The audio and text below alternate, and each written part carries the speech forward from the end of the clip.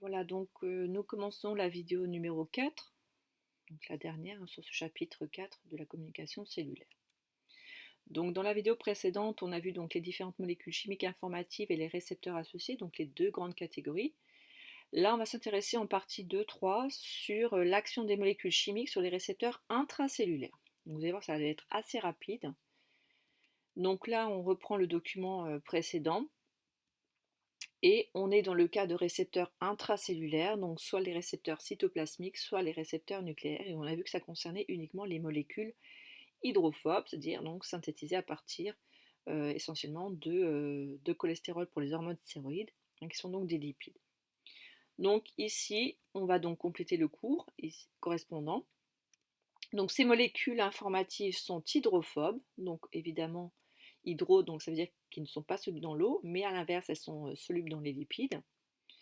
L'exemple, donc je vous conseille de retenir les hormones stéroïdes, notamment la testostérone, les œstradiols, progestérone, qui vont se fixer sur des récepteurs nucléaires.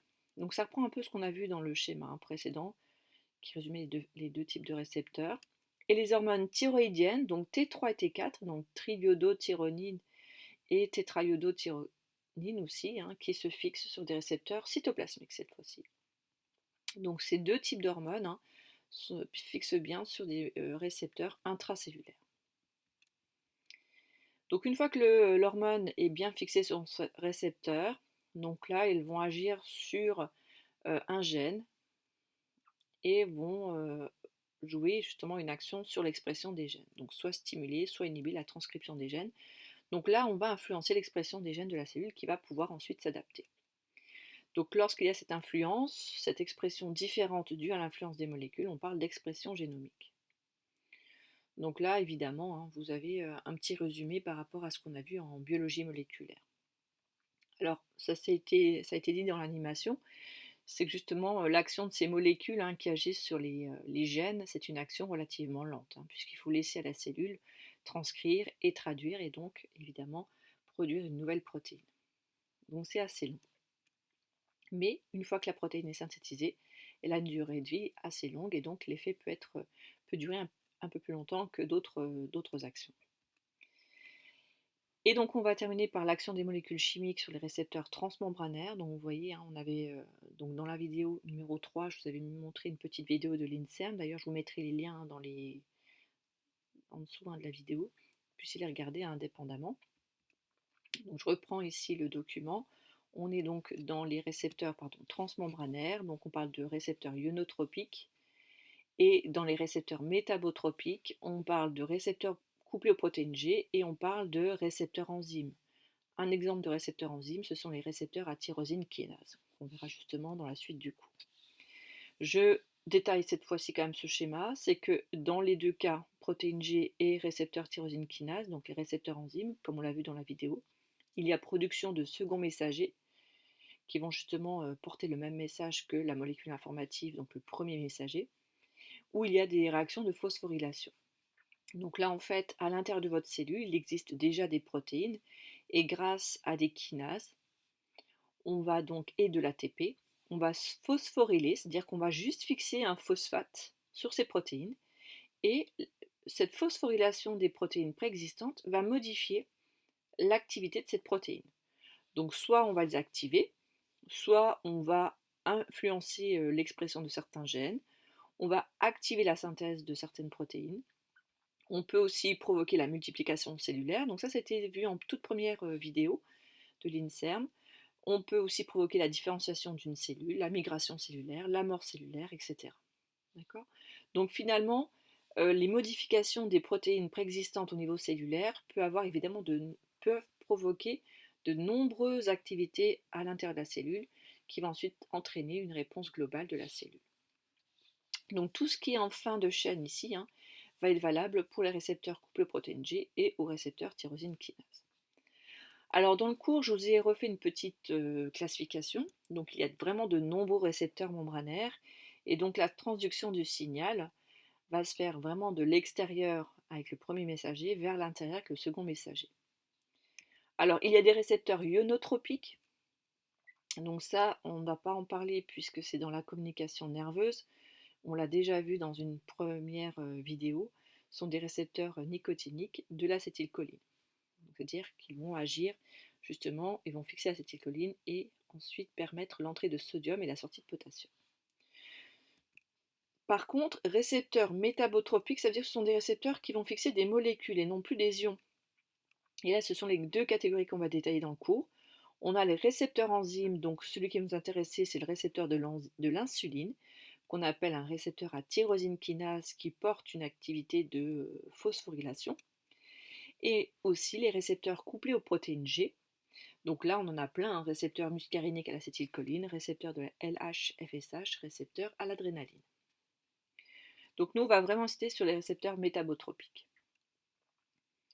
Alors on va quand même un petit peu parler des récepteurs canaux, qu'on appelle des récepteurs ionotropiques. Donc là, vous allez prendre le document 8 qui vous montre en fait l'action ici d'un récepteur. Je vais dire c'est l'acétylcholine, mais ça ne se voit pas. Donc là, on a un récepteur, vous voyez, qui est fait de 5 sous-unités, donc 5 chaînes.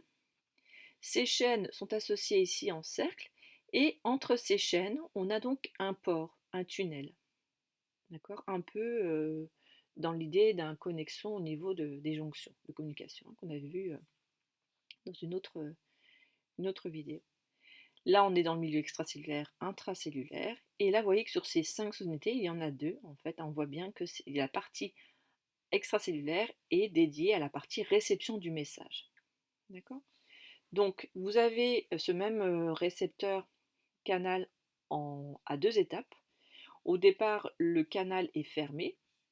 Le récepteur va fixer ce qu'on appelle le neurotransmetteur, qui sont ici représentés par ces grosses sphères vertes, oui, une sur chaque site. Et la fixation du neurotransmetteur va entraîner l'ouverture du canal en deux. Et grâce à l'ouverture du canal, les ions vont pouvoir traverser et passer du milieu extracellulaire vers le milieu intracellulaire.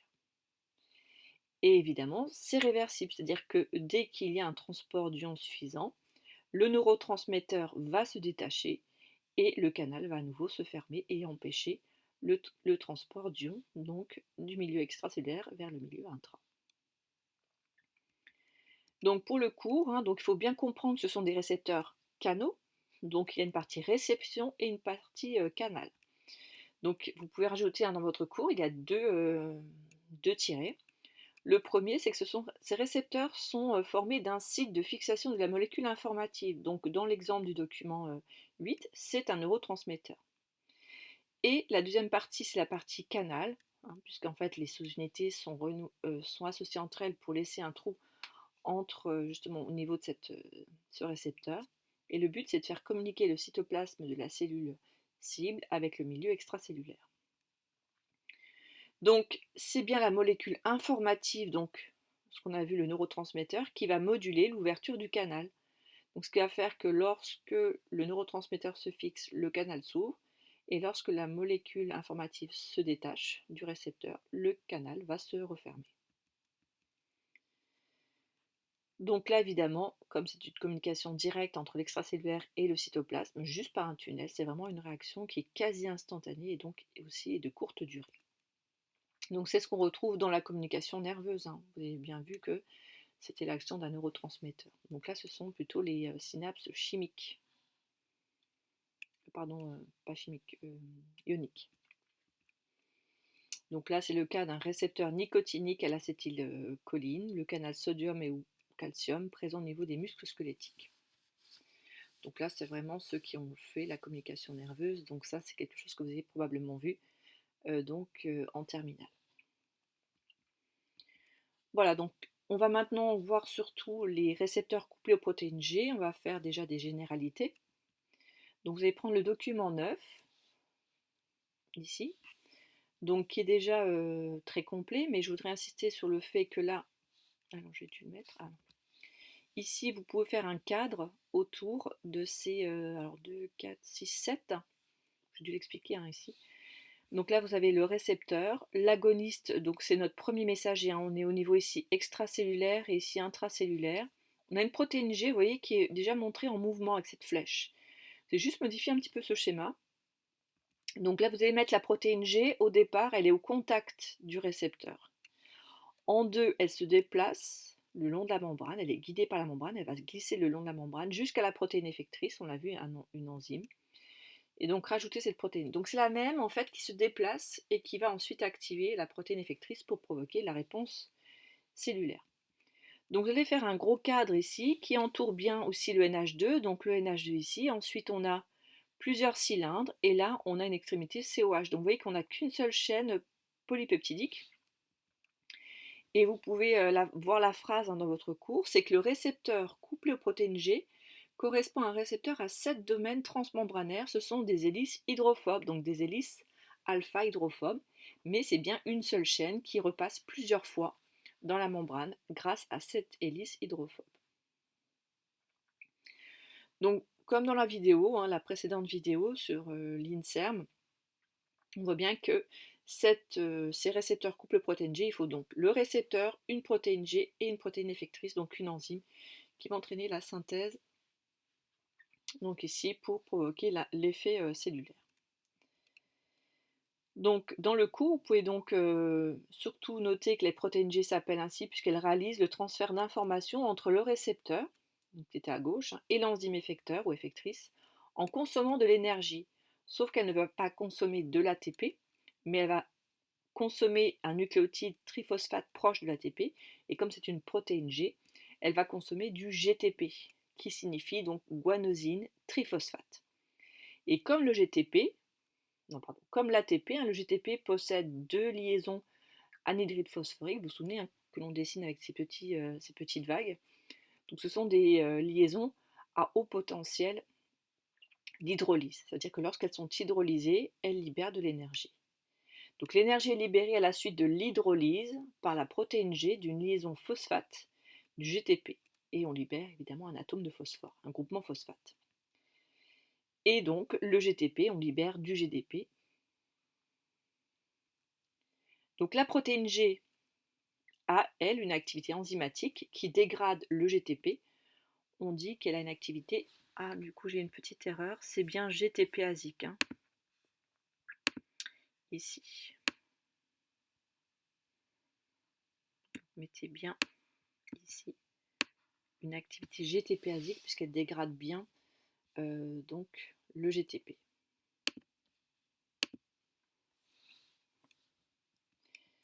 Alors justement, la dégradation du GTP en GDP désactive la protéine G et le couplage récepteur-effecteur s'arrête. Donc la communication, si vous voulez, l'effet biologique va s'arrêter. Donc l'intérêt d'hydrolyser le GTP permet de réguler la durée de l'action en fait, pour éviter que ça dure trop longtemps et qui pourrait justement entraîner un déséquilibre en sens inverse. Alors là, je l'ai remis puisqu'on l'a vu dans la vidéo, la protéine G est faite de 3 sous-unités, avec 2 sous-unités bêta et gamma et une autre sous-unité alpha. Donc là, bêta et gamma, c'est vraiment les 2 sous-unités qui ancrent la protéine dans la membrane, puisque c'est un peu particulier, elle est vraiment fixée à la membrane du côté intracellulaire. Et c'est la seule sous-unité alpha qui va, elle, reconnaître le récepteur qui sera activé une fois qu'il a fixé sa molécule informative. Et c'est aussi la sous-unité alpha qui permet la fixation du GTP et qui permet la transformation du GTP en GDP.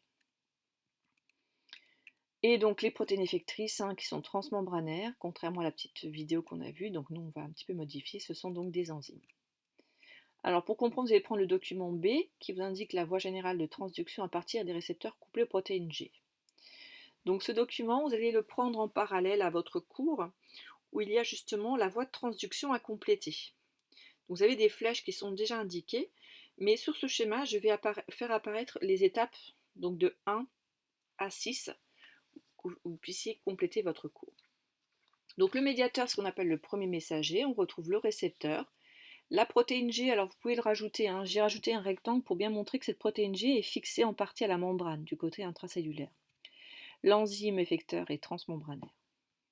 Voilà, il y avait juste cette petite modification à faire. Vous verrez qu'il y a des schémas qu'il va falloir modifier un petit peu aussi dans la suite. Donc, première chose, c'est l'étape 1, c'est qu'il y a reconnaissance, vous voyez que c'est complémentaire au niveau de la forme, et fixation du messager extracellulaire, qu'on appelle ici médiateur ou premier messager, sur le récepteur d'une cellule cible. Donc n'oubliez pas, là on n'est plus au début de la sécrétion, hein. On est dans la situation où la molécule informative a déjà été sécrétée, et là on voit l'effet qu'a cette molécule sur sa cellule cible. Donc là je vous laisse noter en 1, mettez en pause hein, si ça va un peu trop vite. Étape 2, mettez une flèche qui part de cette association, si vous voulez, le complexe molécule informative récepteur. L'ensemble va activer la protéine G. Donc en 2, activation des protéines transductrices qu'on appelle les protéines G.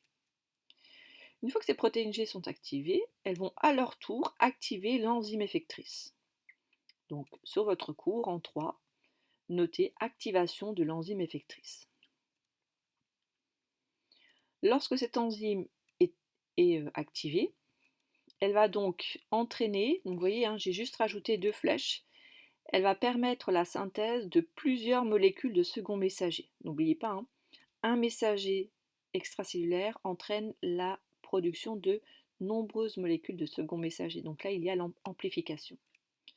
Une fois que le second messager est produit, donc là en 4, production de nombreuses molécules de second messager intracellulaires. Alors on est bien dans le milieu intracellulaire en bas du schéma. Le second messager, lui, va agir sur l'effecteur intracellulaire, donc dans ce cas-là, ce sont les kinases. Donc le 5, il est ici, hein, au niveau de cette flèche. Le second messager va activer, si vous voulez, la kinase, qui, lui, va entraîner la phosphorylation des protéines préexistantes. Donc là, vous voyez que le P ici vient de l'ATP. D'accord? Donc là, on est dans un... Vous vous souvenez, hein, l'ATP est donneur de groupement phosphate. Donc là, il y a hydrolyse de l'ATP et il y a transfert ici du phosphate sur la protéine. Donc en 6, réponse cellulaire et effet biologique sur la cellule cible. Donc là, c'est ce qui est tout en bas. Donc grâce aux kinases hein, qui vont phosphoryler les protéines préexistantes, il y a donc une réponse cellulaire et entraîner des effets biologiques. Donc ça dépend du médiateur évidemment, hein. Les effets biologiques qui sont là en 6 vont dépendre de la nature du messager qui est si fixé en 1. Voilà, donc là vous avez dû compléter le cours, hein, donc la transduction. On va voir maintenant la voie de l'AMPC. Donc là, vous allez commencer par modifier le document 10. Donc en fait, il n'y a pas grand-chose à effacer, vous allez repasser carrément dessus. Donc là, on voit que le récepteur, c'est un peu faux. C'est que le récepteur, pour l'instant, on a l'impression qu'il est à moitié dans la membrane. Or, il traverse toute la membrane et la protéine G n'est pas complètement dans la membrane, elle est vraiment à moitié sur la membrane et à moitié dans le milieu extracellulaire, pardon. Donc là, vous allez modifier les récepteurs. Donc vous voyez ici, vous faites des grands rectangles ici en gris et respectez la forme ici, hein. Donc là, c'est un carré, un triangle en fonction du messager. Alors pour la suite, je vais m'intéresser uniquement à la partie activateur. D'accord? Donc là, j'ai le récepteur activateur qu'on appelle RA. Je rajoute, vous voyez, le JTP et le GDP, je l'efface. Je rajoute ici ma protéine G qui est encastrée dans la membrane du côté intracellulaire, mais qui ressort du côté intra, hein. Vous voyez, la moitié sous la membrane. Et donc là, je vais rajouter l'activité GTP en GDP plus phosphate. Maintenant, on va s'intéresser à la chronologie, ici. En 1, il y a, donc c'est ce qu'on a vu tout à l'heure, hein, vous avez en fait sous forme de mots, avec quelques mots, hein, les mots-clés. En 1, donc fixation du ligand sur le récepteur. En 2, transduction, on est là, hein, transduction et amplification. En 3, activation de la protéine G. En 4, la protéine G va activer l'enzyme effectrice. Donc là, vous voyez que dans le cas de l'AMPC, la voie de l'AMPC, vous devez connaître le nom de l'enzyme. Donc c'est l'adénylate cyclase. Donc la protéine G va activer l'adénylate cyclase et d'après son nom, elle va agir sur l'ATP pour libérer de l'AMP, mais qu'elle va cycliser. C'est pour ça qu'on appelle une cyclase. Donc elle va utiliser comme substrat l'ATP et elle va libérer de l'AMP cyclique. L'AMP cyclique, c'est donc notre second messager. Et notre second messager va agir ici. Vous voyez que la protéine kinase A, elle a une sous-unité régulatrice et une sous-unité catalytique. Pour l'instant, les deux sont liés par des liaisons faibles. Donc pour l'instant, l'unité catalytique ne peut pas jouer son rôle. Donc le second messager va permettre la rupture des liaisons-là, séparer l'unité régulatrice de l'unité catalytique. Et donc cette unité catalytique, une fois libérée, va pouvoir phosphoryler les protéines préexistantes. Et là, on va juste terminer, puisque à droite, hein, c'est déjà bien indiqué. On va juste compléter le schéma. Donc en 7, ces réactions de phosphorylation de protéines préexistantes entraînent l'effet biologique, c'est-à-dire la réponse cellulaire. Donc je répète, la réponse cellulaire qui est en 7 dépend de la nature du message fixé en 1. Donc cette chronologie, vous devez la connaître, hein, d'accord? Alors, il faut pas. Alors, la partie inhibiteur, hein, vous voyez, c'est juste une inhibition, donc ça va juste. Cette voie va être mise au repos, si vous voulez, en latence. Donc, vous devez savoir, hein, que la protéine G hydrolyse le GTP en GDP plus PI. Elle active l'adénylate cyclase qui produit, elle, la MPC, qui est donc le second messager. Donc, n'hésitez pas à revoir plusieurs fois cette partie de vidéo pour comprendre cette chronologie. Donc, je vous ai remis une capture d'écran de la voie. On va compléter le cours. Donc là, on reprend les étapes. Le messager extracellulaire, donc là, ça peut être l'exemple d'une hormone, qui se fixe sur son récepteur, donc en fonction de l'activation ou inhibiteur, et forme un complexe récepteur-enzyme. Ce récepteur va activer la protéine G. Ensuite, cette protéine G va activer, dans le cas d'une activation, donc sur la droite, l'enzyme effectrice. Et vous voyez que j'ai mis son nom en rouge, elle est à connaître par cœur, c'est l'adénylate cyclase. Sur un schéma, vous pourrez voir ces lettres AC, hein, qui est l'acronyme correspondant. Et cette adénylate cyclase va produire du second messager, donc qu'on appelle l'AMPC, donc de l'adénosine monophosphate cyclique, à partir d'ATP.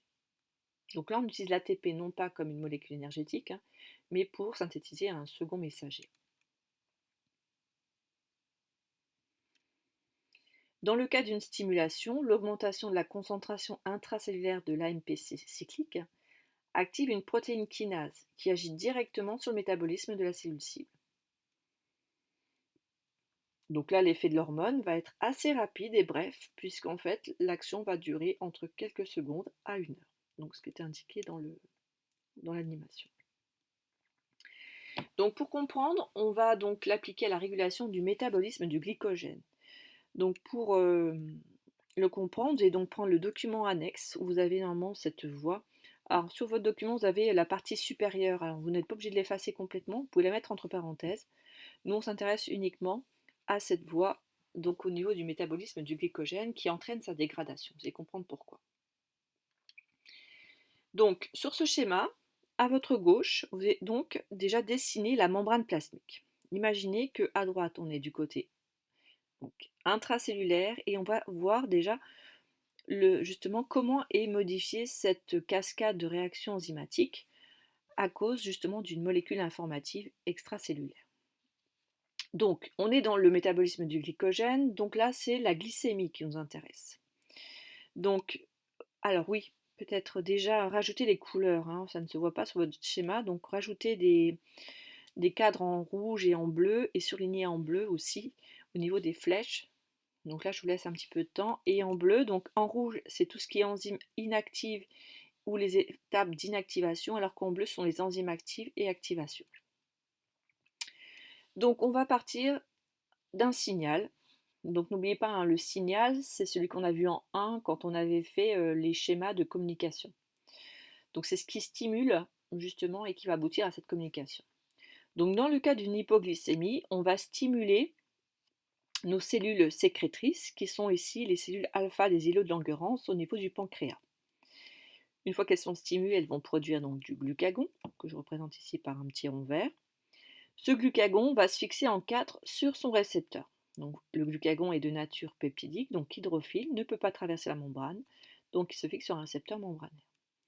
Et c'est un récepteur ici aux protéines G. Donc je vais dessiner ici ma protéine G qui va être activée en 5. Cette protéine G va aller activer à son tour l'adénylate cyclase qui va dégrader l'ATP en AMPC en 7.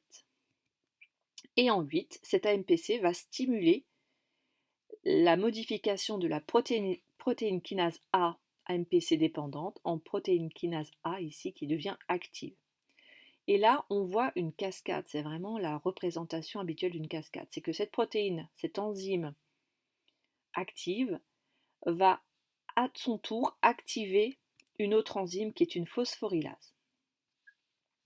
On voit ici, hein, ça se fait par phosphorylation. Cette enzyme active va activer à son tour la glycogène phosphorylase B, qui va devenir la glycogène phosphorylase A, qui est phosphorylée, donc elle devient active en 10. En 11, cette glycogène phosphorylase A va dégrader le glycogène. Donc là, j'ai juste remis une petite équation. Le glycogène plus de l'eau va entraîner la libération de plusieurs molécules de glucose. Et si on fait un schéma, on l'a vu dans les glucides, le glycogène, c'est un polymère fait d'un assemblage de glucose grâce à des liaisons oxydiques. Et la glycogène phosphorylase dégrade ces liaisons oxydiques pour libérer du glucose. Et enfin, il ne faut pas oublier que la réponse cellulaire annule le signal, et comme le signal c'est une hypoglycémie, il faut évidemment envoyer ce glucose en dose dans le sang. Donc la glycémie du patient va à nouveau augmenter pour se retrouver donc dans les valeurs de référence. Et donc toute cette étape donc il n'y aura plus d'hypoglycémie, et donc là cette voie de communication va s'arrêter. Voilà, donc n'hésitez pas à revoir cette chronologie. Donc là, retenez bien que le glucagon est une hormone qui agit grâce à un récepteur membranaire couplé aux protéines G. Vous voyez, hein, on avait parlé tout au début quand on fait le gros schéma au niveau de la cellule. L'insuline et le glucagon se fixaient sur des récepteurs membranaires, mais ce sont des récepteurs membranaires différents, comme on l'a vu dans l'animation de l'INSERM. Donc là, un récepteur couplé aux protéines G pour le glucagon. On a une deuxième voie qui est la voie des inositides. Donc le document 11 vous montre cette voie. Alors là, il faut justement la voir en comparant par rapport à la voie de la MPC. Donc on retrouve notre premier messager ici. Vous voyez que le récepteur n'est pas bien représenté non plus. On va le modifier un petit peu. Donc là, on fait un récepteur transmembranaire. La protéine G qui est donc en partie sur la membrane et en partie dans le compartiment intracellulaire, qui hydrolyse donc du GTP en GDP plus phosphate. Et donc qui active, cette fois-ci, vous voyez, alors je ne l'ai pas entouré, l'enzyme effectrice, ce n'est plus l'adénylate cyclase, c'est la phospholipase C. Et la différence, c'est que le cadre gris que l'on a vu dans la voie MPC où il y avait la MP, on voit ici qu'il y en a deux. Il y a l'inositol triphosphate, donc vous pouvez l'écrire en dessous du cadre, c'est l'IP3, et le diacylglycérol qu'on appelle le DAG. Et on voit que dans cette voie, en fait, il y a deux seconds messagers au lieu d'un seul. Et donc justement, cette enzyme effectrice transmembranaire, la phospholipase C, va dégrader certains lipides, certains phospholipides membranaires en ces deux molécules, un qui va agir par l'intermédiaire d'une kinase C et l'autre qui va avoir un effet biologique assez direct. Donc là, sur cette voie, savoir qu'elle existe, savoir qu'il y a deux seconds messagers, donc justement ce qui est à retenir, on va le faire sous forme de tableau comparatif. Voilà, donc second messager en vert, il y en a bien deux au lieu d'un seul dans la voie de la MPC. Alors justement, surligné, donc là je vous donne les noms précis. Donc cette phosphorylipase, alors là il y a une petite erreur, vous mettez bien un I, pardon. Ici, c'est bien I. Donc cette phospholipase C, donc PLC, dégrade les phospholipides de la membrane. Donc certains, phosphatidylinositol, on l'a vu. Donc en deux seconds messagers, l'IP3 et le DAG. Le DAG lui active directement une protéine kinase C, alors que l'IP3 lui agit sur les canaux calciques du réticulum endoplasmique. Donc, dans ce cas-là, on a une sortie d'ion calcium, et l'ion calcium, dans ce cas-là, intervient comme troisième messager dans la réponse de la cellule cible. Et donc, comme il y a plus de calcium, ça va donc activer une kinase très particulière qui est calcium dépendante. Chaque kinase, alors les kinases, elles utilisent comme substrat de l'ATP, les kinases vont phosphoryler. Donc les kinases vont phosphoryler les protéines cibles et entraîner donc les différentes réponses cellulaires en fonction du messager. Alors j'ai mis une petite flèche puisque c'est important, ça a été dit dans la vidéo de l'INSERM aussi, c'est que les voies des inositides et la MPC interagissent, donc elles communiquent entre elles, et des cross-talk, et ce qui entraîne donc une forte amplification de la réponse. Alors sur le document annexe C, Vous avez justement l'intérêt de ce document C, c'est de le voir avec un peu de recul par rapport à ce qui était vu. Donc on a les médiateurs extracellulaires, notre premier messager, qui se fixe sur des récepteurs différents, donc soit des récepteurs couplés aux protéines G ici, d'accord. Et là on a la voie des inositides, d'accord, donc l'AMPC ici. Donc l'adénylate cyclase est le même vecteur, soit activateur, soit inhibiteur. L'AMPC est le second messager, kinase A, et on phosphoryle donc des protéines préexistantes. Dans la voie des inositides, on a donc une autre enzyme effectrice qui est donc la phospholipase C, qui produit deux seconds messagers IP3 et diacylglycérol. Il y en a un qui va augmenter la concentration de calcium et agir sur des kinases calcium dépendantes, alors que le diacylglycérol, lui, va agir directement sur les kinases C. Mais vous voyez que finalement, les kinases ont un rôle commun, c'est de phosphoryler les protéines cellulaires et modifier le fonctionnement cellulaire. Alors j'ai construit un tableau comparatif voie MPC et voie inosity. Donc là, je vous laisse construire un tableau à double entrée avec 3 colonnes.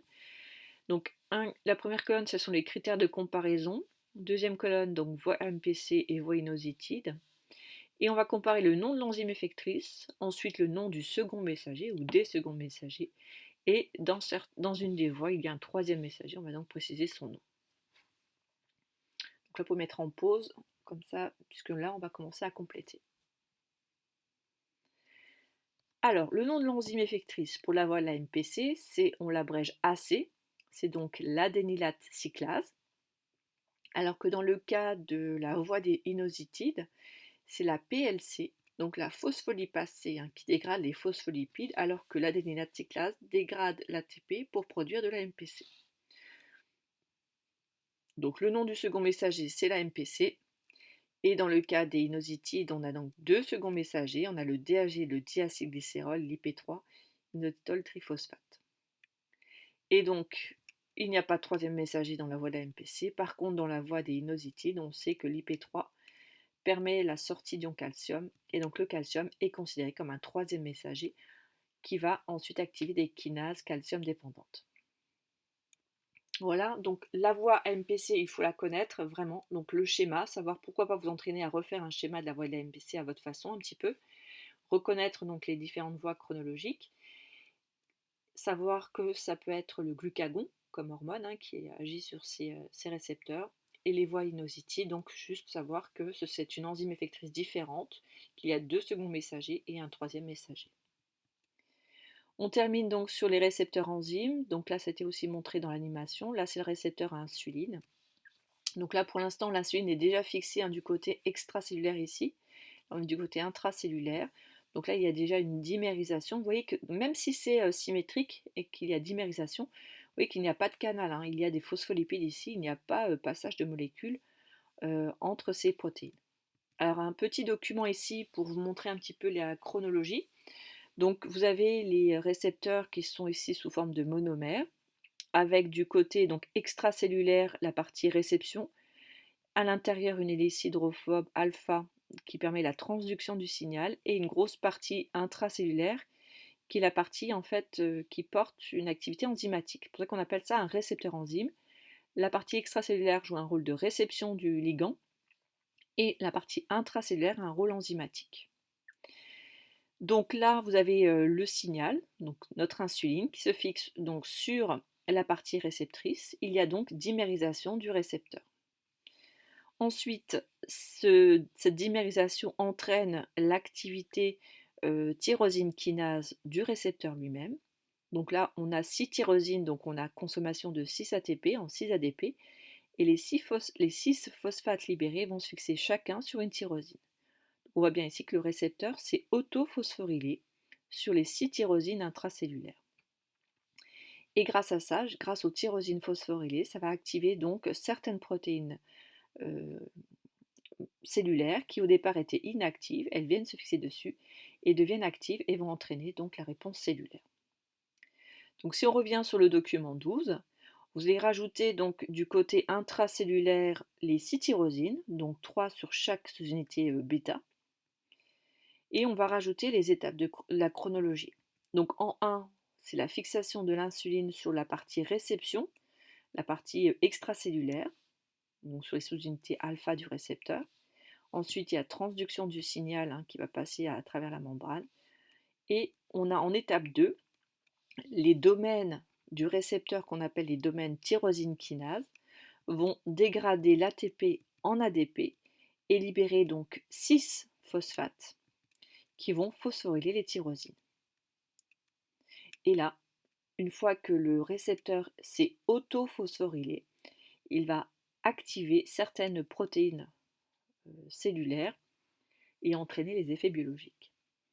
Donc vous voyez en fait, on voit bien l'insuline et le glucagon. Le glucagon, je répète, c'est un récepteur membranaire couplé aux protéines G, alors que si on vous demande justement le récepteur qui fixe l'insuline, c'est un récepteur enzyme, donc un récepteur à activité tyrosine kinase. Donc c'est quand même bien de connaître son fonctionnement. Donc les récepteurs enzymes sont des récepteurs membranaires constitués de 3 parties. Un domaine extracellulaire, donc c'est le domaine réception du ligand extracellulaire, le premier messager.